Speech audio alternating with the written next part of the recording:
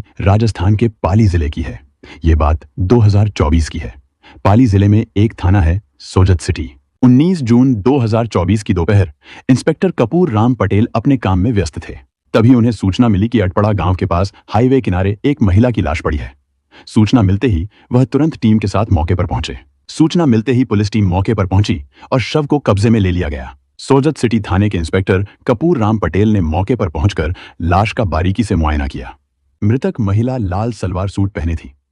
देखने से लग रहा था कि वह राजस्थान या उसके आसपास के किसी राज्य की रहने वाली हो सकती है।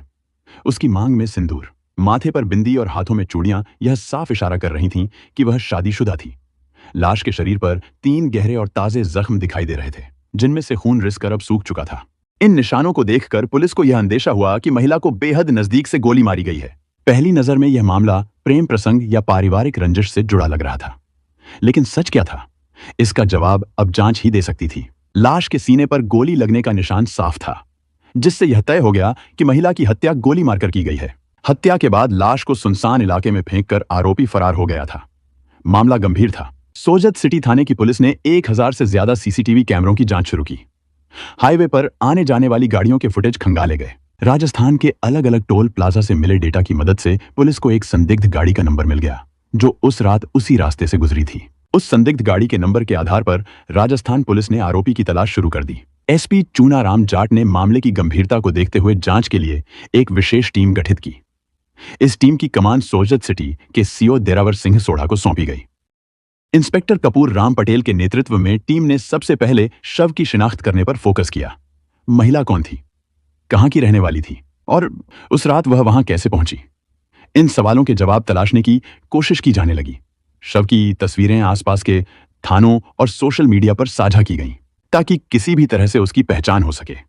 वहीं दूसरी ओर पुलिस टीम संदिग्ध गाड़ी के मालिक और उस रात उसके मूवमेंट का पता लगाने में जुट गई थी। 19 जून को यशपाल सिंह अपने बेटे आशीष चौहान के साथ सोजत सिटी थाने पहुंचे। उन्होंने पुलिस को बताया कि उनकी बड़ी बेटी वर्षा पिछले 6 दिनों से लापता है। परिवार बहुत परेशान है, क्योंकि अब तक उसका कोई सुराग नहीं मिला है। यशपाल सिंह ने बताया कि 17 जून को वर्षा की छोटी बहन रीना ने उसे कॉल किया था, सिर्फ यह जानने के लिए कि वह कैसी है और कहां घूमने गई है, लेकिन वर्षा का फोन स्विच ऑफ मिला। इसके बाद रीना ने वर्षा के पति विशाल को कॉल किया। विशाल का जवाब सुनकर वह चौंक गई। उसने बताया कि वर्षा 17 जून की शाम करीब 6 बजे कहीं अचानक लापता हो गई थी। सोजत सिटी थाने से जब महिला की लाश की तस्वीर यशपाल सिंह और आशीष को दिखाई गई, तो उन्होंने उसे देखते ही पहचान लिया। वह उनकी बेटी और बहन वर्षा थी। इस तरह मामले में पहली बड़ी कड़ी जुड़ गई। अपनी बहन की हत्या के लिए जीजा विशाल चौहान और उसके दोस्त मोहित सहित अन्य लोगों पर शक जताया। इस बयान के आधार पर पुलिस ने तत्काल कार्रवाई करते हुए विशाल और मोहित को हिरासत में ले लिया। 20 जून 2024 को राजस्थान पुलिस जसपुर पहुंची और दोनों आरोपियों को गिरफ्तार कर अपने साथ सोजत सिटी ले गई। पूछताछ में पुलिस ने जब विशाल और मोहित से कड़ाई से सवाल किए, तो दोनों के चेहरे से हवाइयां उड़ने लगीं। पहले तो उन्होंने खुद को निर्दोष बताया, लेकिन जब पुलिस ने सबूतों का पुलिंदा सामने रखा, सीसीटीवी फुटेज, कॉल डिटेल्स और गाड़ी की ट्रैकिंग रिपोर्ट, तो आखिरकार दोनों टूट गए। पूछताछ में एक चौंकाने वाली कहानी सामने आई। वर्षा यशपाल सिंह की 3 बेटियों में सबसे बड़ी थी और रीना सबसे छोटी।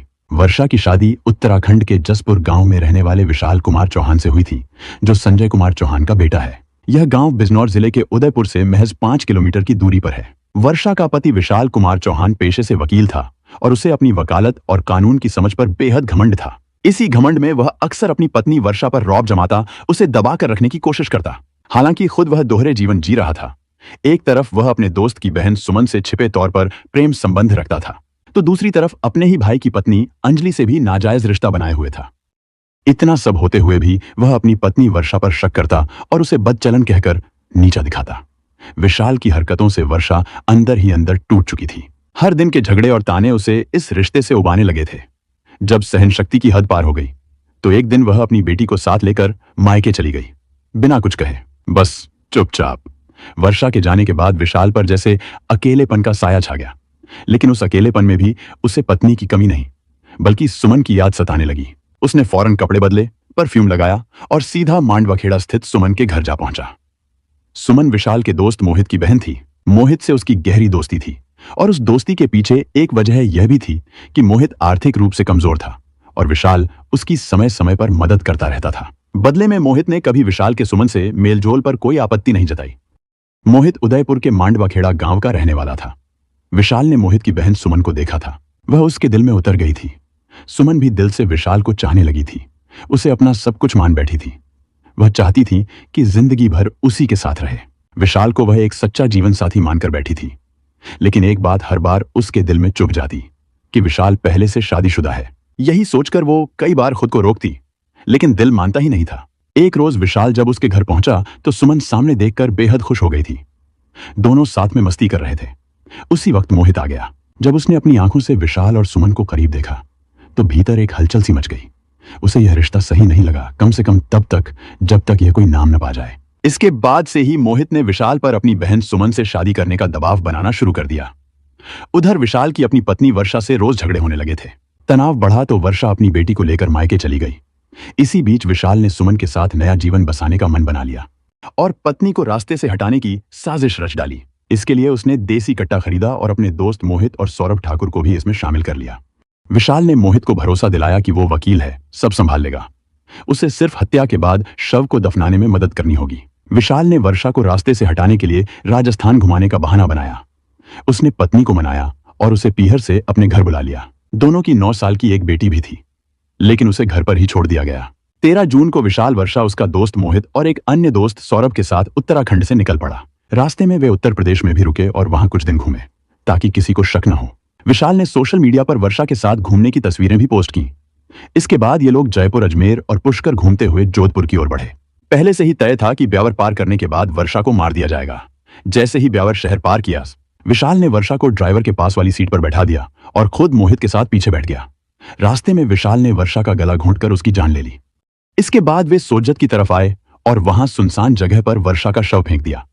लेकिन विशाल को डर था कि कहीं वर्षा जिंदा न रह गई हो, इसलिए उसने उसके सीने पर 2 गोलियां मारी और एक गोली मोहित ने चलाई। योजना के मुताबिक उन्हें शव को दफनाना था, लेकिन वारदात के बाद दोनों घबरा गए और शव वहीं छोड़कर अजमेर होते हुए वापस उत्तराखंड लौट गए। इस बीच मथुरा के बरसाना थाने में वे वर्षा की गुमशुदगी दर्ज करवाने पहुंचे, लेकिन पुलिस ने प्राथमिक जांच के बाद मामला दर्ज करने की बात कही। वर्षा की गुमशुदगी की रिपोर्ट दर्ज कराने के पीछे विशाल की मंशा पुलिस को भ्रमित करना और खुद को निर्दोष साबित करना था। लेकिन राजस्थान पुलिस पहले ही सोजत में मिली महिला की लाश की जांच में जुट चुकी थी। जैसे ही लाश की पहचान वर्षा के रूप में हुई, मामले ने तूल पकड़ लिया। विशाल और उसके दोस्तों की लोकेशन, रास्ते में लगे सीसीटीवी कैमरों, टोल नाकों की एंट्री और सोशल मीडिया पर डाले गए फोटो से पुलिस को पूरा शक हुआ कि यह कोई आम मामला नहीं है। राजस्थान पुलिस ने जब गाड़ी के नंबर और रूट को ट्रैक किया तो वह जसपुर, उत्तराखंड पहुंची और 20 जून को विशाल, मोहित और सौरभ ठाकुर को गिरफ्तार कर लिया। पूछताछ में धीरे धीरे दोनों ने अपना जुर्म कबूल कर लिया। इस तरह एक सोची समझी साजिश, जिसे पूरी तरह से प्लान किया गया था, पुलिस की बारीक जांच पड़ताल से बेनकाब हो गई।